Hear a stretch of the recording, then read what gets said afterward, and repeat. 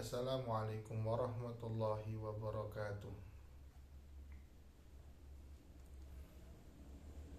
Bismillah, alhamdulillah, wassalatu wassalamu ala rasulillah Sayyidina wa habibina wa qudwatina Muhammad ibn Abdillah wa ala alihi wa sahbihi wa man tabi'ahudah ila yaumil qiyamah, amma ba'dah.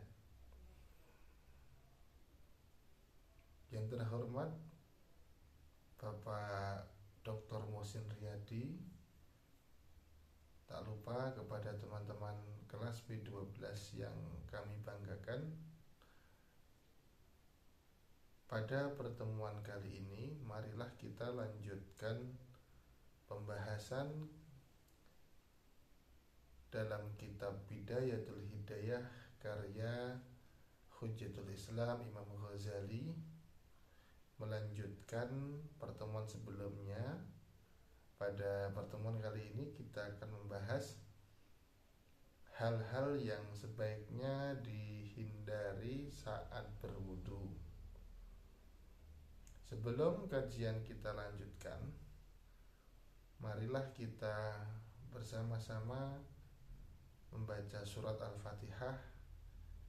Kita niatkan pahalanya untuk guru-guru kita dan wabil khusus untuk pengarang kitab Bidayatul Hidayah Hujjatul Islam Imam Al-Ghazali. Di hadhihi niyah wa likulli niyatin shalihah. Al-Fatihah. A'udzu billahi minasyaitonir rajim. Bismillahirrahmanirrahim. Alhamdulillahi rabbil alamin, arrahmanir rahim, maliki yaumiddin. Iyyaka na'budu wa iyyaka nasta'in. Ihdinas shiratal mustaqim, shiratal ladzina an'amta 'alaihim ghairil maghdubi 'alaihim waladdallin. Amin. Bismillahirrahmanirrahim. Qala al-mu'allif rahimahullah, nafa'ana bihi bi ulumina bi karamati fid dharain. Amin. Ma yutlabu ijtinabuhu fil wudu. Ma, hal-hal yutlabu yang diperintahkan, ijtinabuhu untuk dijauhi, fil wudu ketika berwudu. Wajtanib, jauhilah, fi wudu'ika, dalam wudumu, sab'an, 7 hal. Jadi kita diminta untuk menjauhi 7 hal. Yang pertama, la tangfut yadaika, la tangfut, janganlah kau mengibaskan gini ya, yadaika, kedua tanganmu, fatarusya, maka sebabnya menjadi menyiprat. Apa yang menyiprat? Al-ma'u. Nah, air menjadi menyiprat kemana-mana. Saat wudu jangan mengibaskan kedua tangan kita ya. Itu larangan yang pertama. Wala taltim, jangan kamu menampar.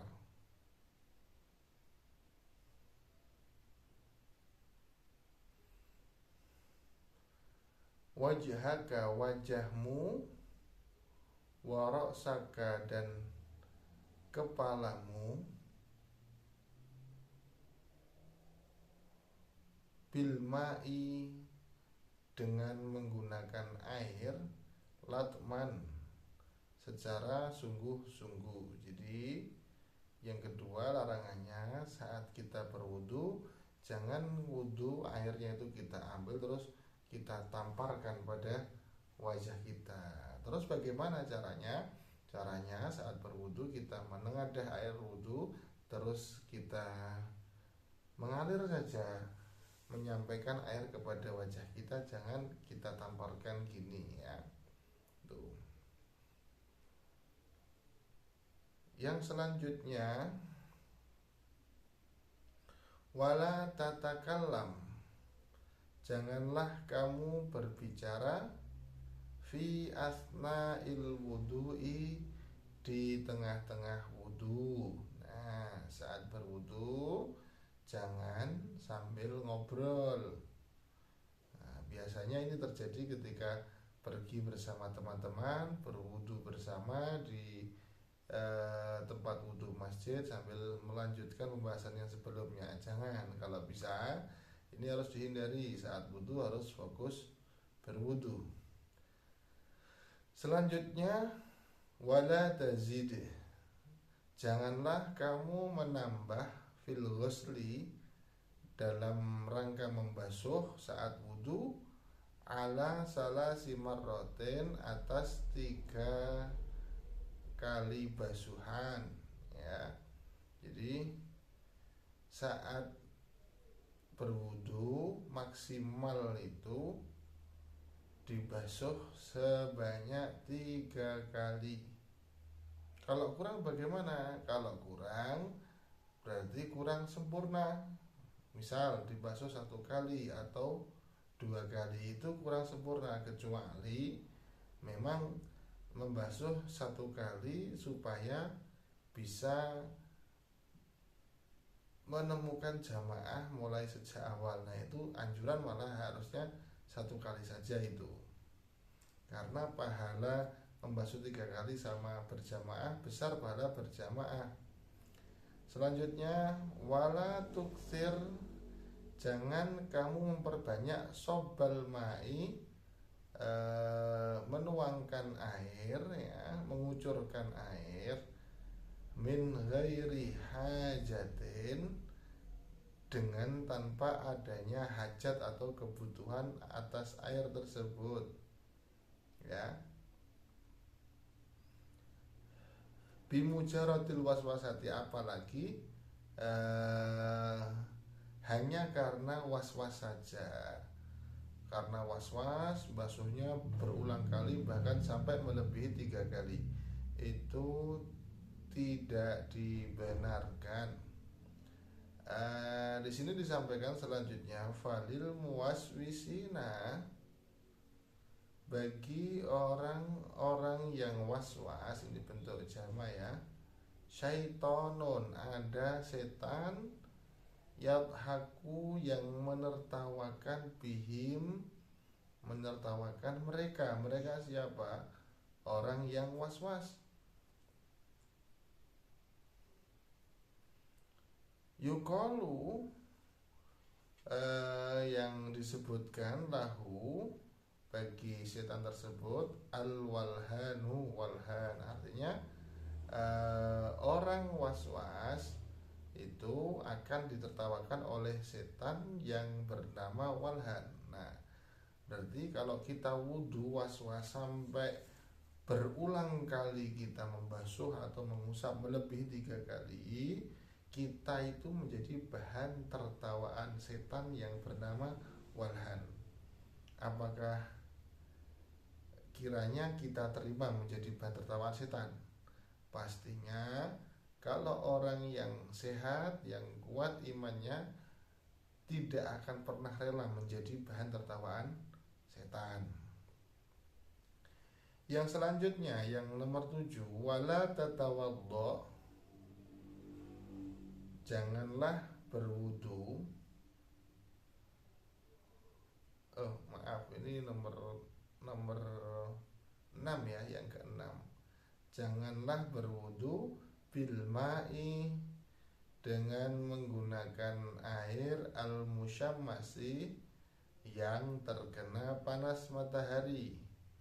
Kenapa tidak boleh menggunakan air yang terkena panas matahari? Karena itu berpotensi menimbulkan luka pada diri kita. Wala minal awani, dan tidak dari tempat-tempat asufriyati, semacam kuningan atau logam.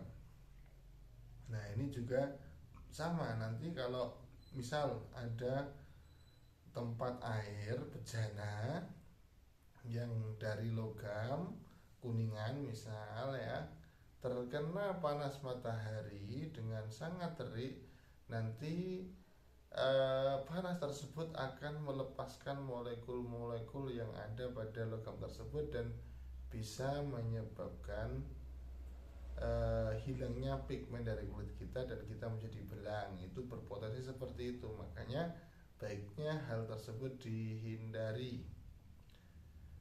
Fahadhi sab'atu, 7 hal ini ya, 7 hal ini makruhatun, dimakruhkan fil wudu'i, di dalam wudu. Artinya apa? Larangan tadi sifatnya tidak wajib untuk dihindari, tapi ini merupakan anjuran, baiknya dihindari. Karena kalau tidak dihindari, kita wudu kita sah tapi makruh gitu. Sah tapi makruh, atau milih sah dan tidak makruh. Pastinya kalau kita merasa memang membutuhkan pahala yang banyak, memilih sah dan tidak makruh. Maka langkah baiknya sekali lagi 7 hal tadi, mulai dari yang pertama, jangan mengibaskan kedua tangan, nanti airnya memercik kemana-mana. Yang kedua, jangan menampar wajah atau kepala dengan air. Yang ketiga, tidak boleh ngomong saat wudhu. Yang keempat, tidak melebihi 3 kali basuhan atau usapan. Yang kelima, tidak memperbanyak menggunakan air, apalagi karena was-was. Yang keenam, tidak boleh menggunakan air yang terkena panas matahari. Yang ketujuh, tidak boleh menggunakan bejana, tempat air yang terbuat dari semacam kuningan. Hal ini, larangan ini sifatnya makruh. Makruh berarti kalau sekali lagi kalau dilakukan ini tidak berdosa, tapi cuma mengurangi kesempurnaan ibadah kita. Wafil khobari, dalam sebuah hadis, khobar ini biasanya diucapkan untuk hadis itu khobar. Ada sebuah hadis yang berbunyi annaman dzakarallaha ta'ala 'inda wudu'ihi dhaharallahu jasadahu kullah, yang artinya annaman, sesungguhnya orang dzakara yang ingat Allah, pada Allah Ta'ala, inda wudu'ihi, saat berwudu, tahara, maka Allah akan maka membersihkan siapa Allah akan membersihkan jasadahu, jasad orang tersebut, kullahu, seluruhnya.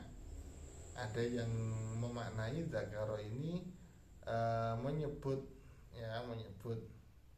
Kalau pakai makna yang menyebut, berarti artinya jadi seperti ini: sesungguhnya barang siapa menyebut Allah saat wudu, maka Allah akan membersihkan seluruh jasadnya.